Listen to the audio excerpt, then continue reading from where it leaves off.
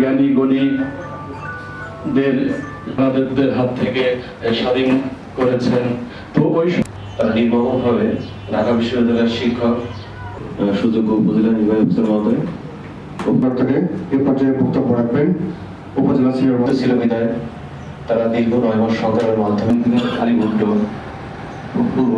পূর্ব পাকিস্তান বাংলাদেশ বাঙালি জাতি না মেনে নেয় তারা তাদের উপরে থেকে এ পর্যায়ে বক্তব্য রাখবেন উপজেলা উত্তম প্রতিদান দান করেন। এবং দুঃখের বিষয় হচ্ছে বইটা প্রকাশিত হয়, বইটা আলোর মুখ দেখে, কিন্তু বইটার লেখক যিনি তিনি বাংলাদেশের স্বাধীনতা দেখে যেতে পারেনি। 14 ডিসেম্বর তাকে হত্যা করা হয়। মৃত বলবো না, তারা জীবিত আছেন, তারা আল্লাহর হেফাজতে আছেন। মহান আল্লাহ তাআলা, মহান আল্লাহ রব্বুল আলামিন তাদেরকে যেন জান্নাতে উঁচু মাকাম দান করেন, তাদেরকে দুনিয়া এবং আখিরাতে উভয় জায়গায় সফলতা দেন, সেই আশাবাদ ব্যক্ত রেখে তাদের আত্মার রুহের মাগফিরাত কামনা করেন।